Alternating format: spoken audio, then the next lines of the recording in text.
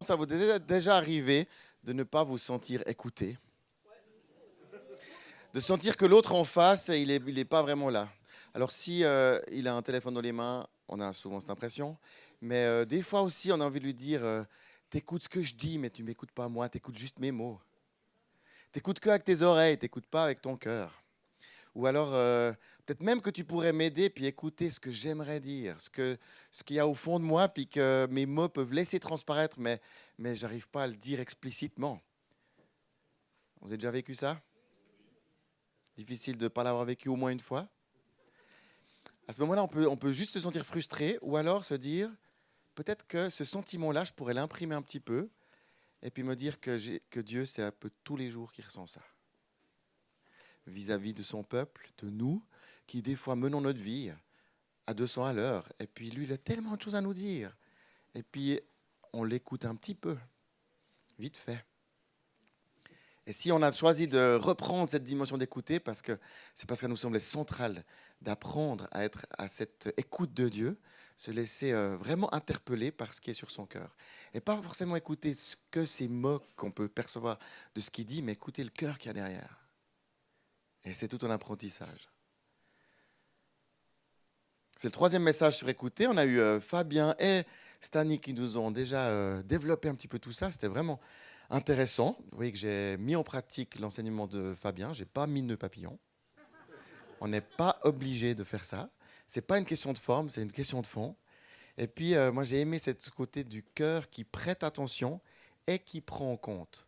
Cet aller-retour, c'est écouter pour obéir. Il s'agit d'être un cœur qui sait se laisser remettre en question et qui ensuite met en pratique. Et puis, Stani nous a développé toute la notion enfin, toute l'histoire de Samuel, ce Samuel qui a écouté et obéi les hommes et Dieu. Et pourtant, l'homme qu'il avait en face, ce maître, à ce moment-là, il n'était pas le plus exemplaire. Et pourtant, il a choisi d'apprendre à avoir un cœur qui sait écouter et obéir. Et puis, il l'a fait aussi avec Dieu.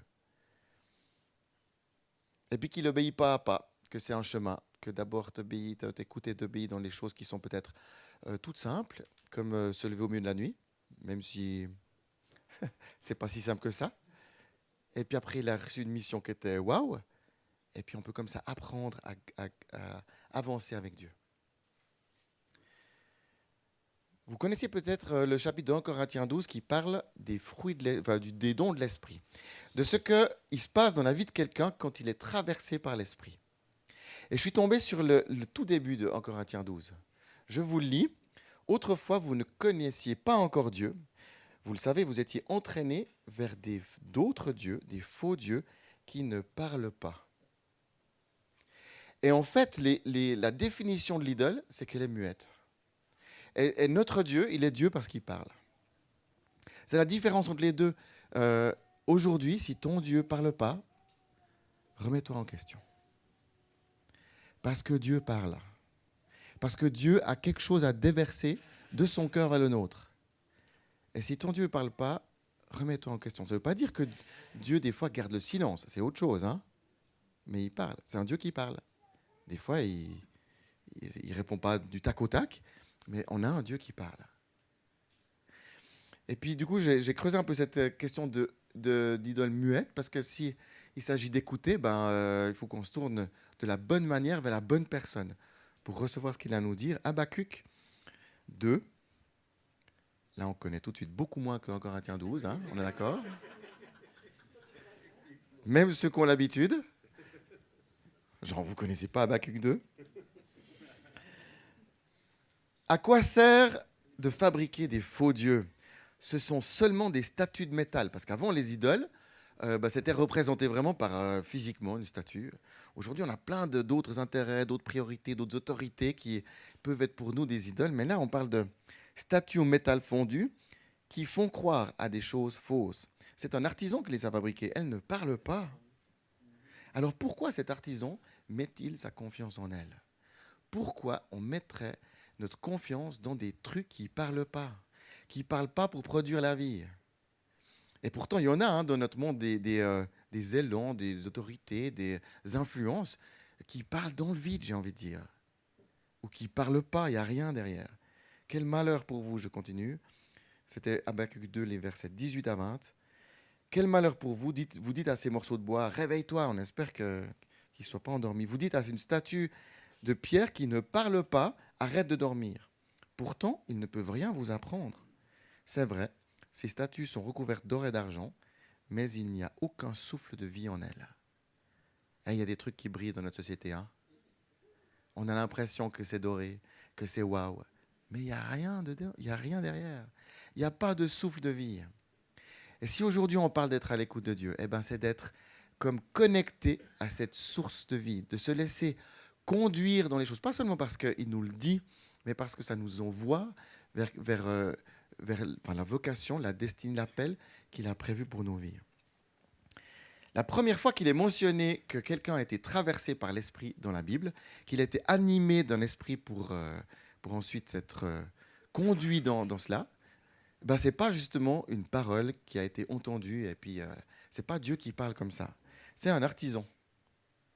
Et puis ça a été renommé, c'est les gens qui ont été comme remplis de Dieu pour une tâche pratique. C'était ceux qui ont construit le temple. Alors tous ceux qui aiment travailler avec les mains, vous êtes les premiers à devoir entendre Dieu dans le sens d'être conduits par lui pour agir. Et puis des fois, on se concentre sur entendre Dieu, il faut s'arrêter, puis écouter avec notre tête.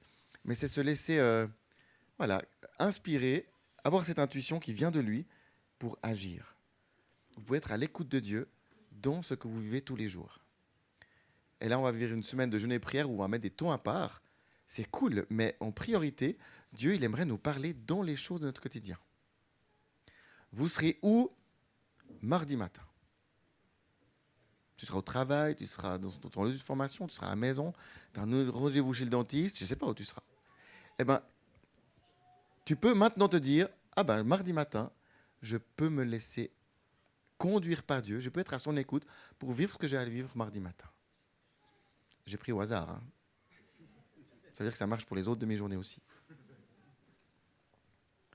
Moi, ça m'a touché quand Rachel, elle a voulu vivre ça. Ma fille, elle était frustrée parce qu'elle entendait, elle voyait d'autres jeunes à côté qui recevaient une parole de Dieu, se laissaient encourager comme ça. Puis elle disait, mais moi j'ai l'impression que Dieu ne me parle pas. Puis on était à un camp de ski, et puis le premier soir, je ne sais plus ce que c'était le message, mais à la fin, elle allait vers un des responsables et dire, prie pour moi, j'aimerais que Dieu me parle. Vous savez ce qui s'est passé? Rien. Et c'est là que ça devient touchant, parce que le deuxième soir, je ne sais toujours pas quel était le message, mais elle est de nouveau allée vers un des responsables. Je l'ai un peu aidé. Chaque soir, je lui disais, tu vas vers qui? Donc, c'est pas, tu peux choisir est-ce que tu vas ou pas, tu peux choisir la personne vers qui tu vas. Alors, elle changeait de personne comme ça. Deuxième soir, elle dit, mais moi, il faut que Dieu il me parle, quoi. Et je ne sais plus, après 3-4 soirs, d'un coup, elle vient vers moi et puis elle me dit, Dieu, il m'a dit qu'il était là. Puis elle dit, c'est tout. Enfin, mais en fait, c'est ça que Dieu aimerait nous dire. Je suis là. Même dans mon désert, tu restes Dieu. C'est qui a écrit ça, en fait? Elle est où, Sandy? Je l'ai perdu de vue. Ah ouais, c'est très bien trouvé. Même dans mon désert, tu restes Dieu. Et il se peut que Dieu n'ait pas quelque chose à nous dire de très directif. Mais il me dit, Dieu, je suis là. Et puis elle a compris qu'être à l'écoute de Dieu, c'est pas comme être à l'écoute de quelqu'un où tout à coup il y a des mots qui arrivent, c'est que Dieu, il n'est pas à l'extérieur, il est à l'intérieur de toi. Et il se manifeste dans des choses qui te parlent, mais sans que forcément ce soit une direction, que ce soit des mots, mais tu sens sa présence, et puis tu es rempli de cet élan de vie, de ce souffle de vie qui t'anime et puis qui te conduit dans les choses que Dieu a déjà prévues. Être à son écoute, se nourrir de sa présence. Plutôt comme un terreau qui se nourrit de sa présence. Et puis, il l'a bien dit, Fabien, que lorsqu'une plante pousse dans ta vie, parce que Dieu y a planté une graine, ça change tout. Que s'il y a une plante qui pousse, parce que tu as choisi, parce que par hasard, parce que je ne sais pas quoi, mais parce que tu as pris soin de ton terrain, et puis tu t'es laissé comme ensemencer par ce que Dieu il a à faire dans ta vie. Alors, je ne suis pas en train de dire qu'il faut essayer de supprimer toutes les influences, arrêter de regarder Netflix parce qu'il peut y avoir un truc qui n'est pas bon. Arrêtez d'aller à la piscine parce qu'il peut y avoir des corps qui vous excitent. Arrêtez de regarder, de faire des jeux vidéo parce qu'il peut y avoir de la violence et tout. Mais veillons à ce que ces éléments-là ne deviennent pas ce qui nourrit notre terreau. Chacun après a sa sensibilité. Je sais qu'il y en a certains qui diront, moi je ne regarde pas ça, je ne touche pas ça, parce que j'ai besoin de me protéger. Puis d'autres diront, mais moi c'est OK. Et puis je ne pense pas qu'il soit bon qu'on mette nous des normes qui sont les mêmes pour tout le monde. Mais soyons attentifs. Si quelque chose devient une source, alors on n'est plus connecté à cette source que Dieu veut mettre dans notre vie. Vraiment être à son écoute. Alors nourrissons-nous de cette dynamique du royaume. Alors certains, ils auront envie de prendre un temps tout seul, d'autres un temps de louange, d'autres d'aller se promener, d'autres d'avoir des vis-à-vis qui sont stimulants dans la foi. Mais dans tous les cas, que ça nous conduise à être dans l'écoute de Dieu. Il y a un verset que j'aime en particulier de Romains 8 qui dit qu'en toute chose, Dieu coopère pour le bien de ceux qu'il aime. Et Dieu, il coopère avec nous pour que de toute chose, il nous sorte quelque chose de bien. Il coopère avec nous, c'est-à-dire qu'il bosse. Et puis des fois, on a cette vision de Jésus qui arrive comme un serviteur, mais un peu plus comme un serveur, avec un joli plateau, et puis qui nous dit, voilà, un petit velouté de bénédiction, avec un gratin d'exaucement et une salade de bonnes nouvelles. Et puis c'est servi sur un plateau. Et pour le dessert, une coupe Danemark.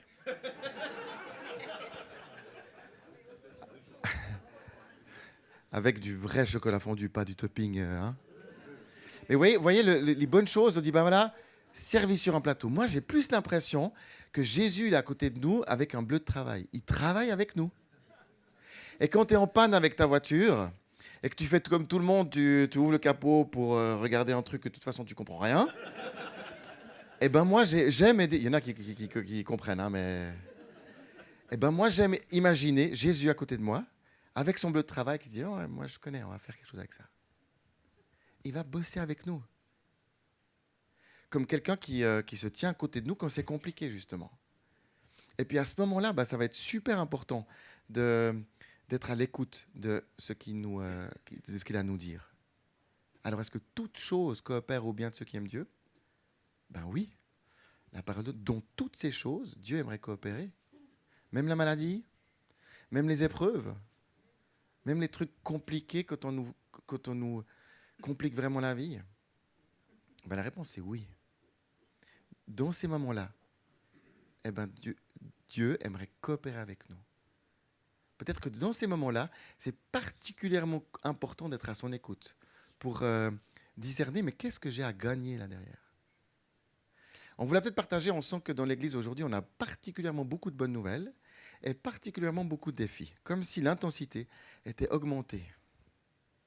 Alors on peut se réjouir et puis on est aux premières loges, nous, pour voir toutes ces bonnes nouvelles. On a ces témoignages de gens qui vivent des choses qui sont cool, qui sont réjouissantes, où on va de l'avant, et puis aussi des situations vraiment compliquées, dans la santé, dans le travail, dans les relations. Eh bien, dans ces moments-là, c'est super important d'être à l'écoute de Dieu. Obéir, c'est aussi se laisser bousculer. Puisque c'est écouter, obéir, c'est se laisser emmener dans quelque chose qu'on ne maîtrise pas, puis dans ces situations, on ne maîtrise pas. Abraham, ce qu'il a fait de très fort, c'est qu'il a reçu une parole, c'est « Va dans le pays que je te montrerai ». Je ne sais pas si je serais parti, moi. Hein. J'aurais dit « Attends, dis-moi en plus, je mets quoi dans mes valises quoi? Si on part en Laponie ou si on part en Afrique, ça va changer un peu ce que je mets dans mes valises. Seigneur, dis-moi au moins un peu plus. » Eh bien non. À ce moment-là, c'était « Vas-y, avance un petit bout, je serai avec toi pour te conduire plus loin. » C'est bousculant, hein. On a choisi de reprendre ce « de écouter » avec ce filtre ou cette perspective de plus, sors de ta zone de confort. Alors, je ne sais pas si c'est lorsqu'on est en dehors de notre zone de confort, dans ces moments d'épreuve, de difficulté, qu'il s'agit de beaucoup écouter Dieu, ou que c'est dans l'autre sens, que c'est le fait d'écouter Dieu qui va nous conduire dans des situations assez inconfortables, parce que Dieu va nous bousculer. Il ne va pas nous dire, nous laisser dans une vie plan-plan où... exactement, puis on se lève, et puis on se couche, et puis le lendemain, c'est pareil. Il va venir semer des trucs qui vont pousser de ouf dans notre vie. Ça va changer quand même significativement. Mais en tout cas, il y a cette notion que dans on n'est pas dans notre zone de confort, eh ben, il y a peut-être une priorité encore plus grande à être à l'écoute de Dieu. Et puis quand je vous parlais de cette intensité, ben, c'est vrai qu'on a reçu une parole que dans tout le projet d'église qui se construit aussi avec les nouveaux locaux, le projet de construction, eh ben, c'est comme s'il y avait une opposition spirituelle. Vous savez que quand on fait une mise à l'enquête, il y a des oppositions. Il y a des voisins qui disent je suis pas content parce que ça va me cacher la vue. Ou et puis ils ont le droit, hein, ils ont le droit de poser des oppositions. Et puis nous, de notre côté, on a le droit de les lever, de dire ah ben, je comprends que tu n'es pas content, mais il se trouve qu'on a le droit de construire jusqu'à 7,80 m. Et puis là, on est à 7,50 m, donc c'est bon. Et ben la parole qu'on a reçue, c'est que spirituellement, on devait faire la même chose. Il y en a un qui n'est pas content. Et puis, il nous dit ben, il a le droit d'être pas content. Hein. Et on lui dit, mais oui, tu as le droit de ne pas être content. Mais il se trouve que ce qu'on fait là, on a le droit. On est dans notre appel, dans notre autorité, de faire ça, et on va y aller. Et de lever ces oppositions. Donc il y a un côté où on sent qu'il y a l'ennemi qui bosse. Et puis que nous, ben, on peut être à l'écoute de Dieu pour traverser ces moments-là. Mais en fait, quand on est dans une situation inconfortable, ce n'est pas forcément que l'ennemi vient nous peser dessus. Et il se trouve qu'il y a 2 personnes ces dernières semaines qui sont venues vers moi me dire, tu sais, dans ce qu'on traverse aujourd'hui, dans ce qui est compliqué, s'il y avait un bouton pour revenir en arrière et puis éviter de passer par là, s'il y en avait un, il n'y en a pas, hein, si jamais. Mais s'il y en avait un, eh ben, je crois que je n'appuierais pas dessus. Parce que ce que j'ai gagné en souffrant, enfin en traversant ça, eh ben, je ne veux pas passer à côté. Oui, je pourrais passer à côté de ces moments douloureux, mais je ne passerai pas à côté de ce que Dieu me dit quand il se passe ceci. Je dis, waouh. Je dis, toi, tu bosses bien avec Dieu. Toi, tu coopères vraiment. Tu le laisses te conduire dans la compréhension de ce qu'il est en train de faire maintenant. Alors, qu'on soit bousculé et être à l'écoute de Dieu, ou alors être à l'écoute de Dieu en étant d'accord de se laisser bousculer, c'est sortir de sa zone de confort. De laisser Dieu nous parler comme un Père qui nous aime et va nous dire les choses. Alors, à la fin du message, Stanley nous avait donné 5 minutes pour être à l'écoute de Dieu. Eh bien, moi, j'ai de la chance parce que je prends la parole au début d'une semaine qui est spéciale où on s'est donné 1 semaine pour écouter Dieu. C'est trop bien, hein? Alors, c'est pas justement, il y aura des moments particuliers, hein, vous avez peut-être vu dans les informations, il y aura des moments où on peut se réunir, soit par Zoom, soit sur place, et puis il y aura des sujets de prière tous les jours, et puis il y a la possibilité de choisir de faire un jeûne pour mettre du temps à part en plus. Et puis il y a le mardi matin, ou tous les autres demi-journées où tu es dans l'action et tu peux te choisir d'être à l'écoute de Dieu. Je nous défie là-dedans. Ça va d'être convaincu que ce n'est pas une option d'être à l'écoute de Dieu, qu'on en a terriblement besoin, que si on passe à côté de ça, on pourrait arrêter plein de choses parce qu'on manque l'essentiel. Et puis j'avais à cœur de mentionner une dernière chose, c'est que quand on va dans ces défis importants, bah dans un défi, il y a aussi un risque. Est-ce qu'il y a des risques à écouter Dieu? Est-ce que ça peut devenir compliqué? Alors quand Dieu il te conduit dans des choses que tu n'as pas forcément envie du premier coup, ben oui, à goûter un truc que tu n'as jamais goûté. Vous aimez goûter les nouveaux trucs, je sais pas, un criquet. Moi, j'aime pas. Mais j'aime même pas goûter. Mais c'est vrai, des fois, on a cette réticence de se laisser entraîner dans des choses qu'on n'avait pas prévues. Est-ce qu'il y a d'autres risques? Ah, le risque de grandir, ouais, ça c'est gros. On reste dans des risques positifs, c'est-à-dire on s'ouvre une possibilité qu'on n'a pas sinon. Oui, c'est-à-dire que des fois on a une conviction qui descend en nous et puis autour, c'est pas la même. Hein. On a le risque de se tromper, parce que si on ne fait rien, on ne se trompe pas. Mais depuis le moment où on essaye, on peut se tromper. De ne pas avoir d'avance. Ah, ok. Si on prend beaucoup de temps pour ça, tu dis? Ouais, ok. Ouais. Puis des fois, Puis des fois, c'est le contraire, parce que le fait qu'on s'arrête un moment, on reçoit une clé pour avancer 1000 fois plus vite après. 1000 fois, disons. Ou 300 000 fois.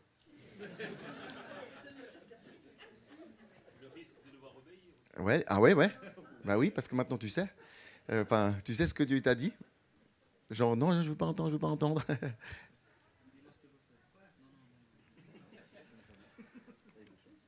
Vous avez déjà vécu des moments douloureux en étant dans l'écoute, ou à plusieurs, hein. C'est pas si simple que ça. Et puis moi, je trouve que quand il y a du risque, quand il y a un danger, eh ben, c'est très important d'être attentif. Quand vous avez un panneau attention virage sur la route, vous faites quoi? Vous parquez votre voiture là et puis vous la laissez là? Bah, des fois, c'est ce qu'on fait, dire ah mais l'écoute de Dieu, moi, je suis vraiment sur la réserve, quoi. Je fais super gaffe parce que j'ai vécu une ou deux expériences douloureuses. Je lui pose la question, il me répond pas, ça m'énerve. Ou alors, il y a des gens qui viennent me dire des trucs, ça me parle pas. Et puis, du coup, on n'y va pas. Et je trouverais super important qu'on arrive à créer dans notre communauté une dynamique relationnelle où il y a de la sécurité par rapport à ça. Ben, en fait, c'est ce qu'on fait quand on a un virage dangereux. Ben, on augmente la sécurité, on adapte notre rythme, on est attentif, et puis on prend ce virage. Et ben, c'est ce qu'on doit faire aussi dans l'écoute de Dieu. Se dire, mais comment est-ce que je peux augmenter de la sécurité? Et ben, je vous propose quelques clés pour que non seulement on ait envie d'y aller, mais que ce qui pourrait nous retenir, ben, on arrive à le mettre, à faire avec. De pas que ça prenne trop de place, de dire, ben, ça, je peux pas, je peux pas gérer ça. Notre élan naturel. Moi, je souris quand avec les jeunes, il y en a un, il tombe amoureux, et puis il se dit, vraiment, il faut que j'ai une conviction que c'est la bonne personne. Alors il prie, Seigneur, montre-moi si c'est la bonne personne. Vous savez quoi? La réponse est souvent, ce qu'il reçoit, hein, c'est souvent oui, parce que notre être, il parle tellement fort que c'est super dur de dire, Seigneur, est-ce que je devrais avoir cette promotion? Bah, j'ai vachement envie, quoi. Et du coup, c'est compliqué d'être à l'écoute de Dieu, et puis de faire un pas de côté par rapport à ce qui nous parle naturellement très fort. Est-ce que je dois manger un criquet? Ben non. Notre élan naturel, eh bien ça, on peut le savoir et on peut être bienveillant avec soi-même. De dire, je connais ma fragilité humaine. Donc au moment où je m'adresse à Dieu, je sais que ça peut être parasité. Du coup, je me mets quelques précautions autour de ça. Un autre, cet élan qui pourrait être d'être très à l'écoute de Dieu pour les autres. C'est quand on prend un temps d'écoute, et puis il y a plein de choses qu'on a à dire aux autres. À vrai dire, ça rejoint notre élan naturel de voir plein de défauts ou de choses que les autres pourraient... hein. D'ailleurs, peut-être ce matin, vous avez dit, tiens, lui, c'est cool, il est là, c'est bien qu'il entende ça. Vous reconnaissez cet élan en nous qui, des fois, c'est l'histoire de la poutre qui est dans notre œil et puis qu'on dit, bon, ça va. Alors, cette paille là-bas, pouf, elle paraît immense. Et puis, dans notre écoute de Dieu, tant que tu ne vis pas cette réalité pour toi-même, peut-être freine un peu ton élan pour aller dire plein de trucs à tout le monde. En même temps, je suis le premier à dire quand il y a des moments, allez-y, allez vers les autres, partagez des élans de ce que Dieu il a à dire. Hier matin, on était avec les responsables qui sont en train de préparer le dimanche en église de maison. Le 26 mars, hein, il n'y aura rien ici. On se retrouvera dans les maisons pour ouvrir des temps beaucoup plus interactifs. Ce n'est pas Julien qui parle, c'est chacun qui pourra s'exprimer dans un temps où on est vis-à-vis les uns avec les autres. Et à la fin, on a pris un temps d'écoute. On dit, mais Seigneur, est-ce que tu as des trucs à nous dire? Et il a dit plein de choses à tout le monde. C'était exactement comme dans AG, ce qu'a lu Sandy. Il a dit plein de trucs, pas forcément des trucs qui nous ont fait réorienter le projet, mais dire, Dieu, il se réjouit. Et puis, il nous semble qu'il y a un aspect festif qui va être présent dans cette journée-là. Et c'est cool. Donc, il y a des moments où on peut se réjouir de recevoir quelque chose pour quelqu'un, mais laissons-nous imprégner de ce qu'on vit, nous, dans notre intimité, dans notre simplicité. J'ai envie de dire, dans ton champ. On a reçu un appel et du coup une onction pour aller dans les choses que Dieu nous a préparées. Et puis dans ce domaine-là, on a une capacité à recevoir ce qui vient de Dieu qui, à mon avis, a augmenté. C'est comme si là, c'est là que Dieu nous a mis comme antenne pour recevoir ces directives-là. Puis dans un autre domaine, ce n'est pas le cas. Donc soyons aussi dans l'humilité de dire, pour certaines choses, c'est moi qui vais prendre ma responsabilité d'être à l'écoute de Dieu. Et puis dans un autre domaine, je sais qu'il y en a d'autres qui écoutent. Vous préférez écouter tout seul ou bien à plusieurs? Hésitation légitime. Ben oui, parce que quand on écoute tout seul, il y a un côté, ce que tu reçois, tu le reçois, c'est bon. Puis quand c'est à plusieurs, comment ça... Vous voyez ces éléments où on peut faire attention à nous-mêmes et puis faire plus de place à Dieu. Et puis je n'ai un dernier à dire. Il est à la fois magnifique et terrible. C'est le Dieu m'a dit que. Parce que ça fait depuis le début que je suis en train de dire, c'est super important que vous puissiez partir avec un Dieu, il m'a dit que. Il m'a dit qu'il était là, il m'a dit qu'il m'aimait, il m'a dit que.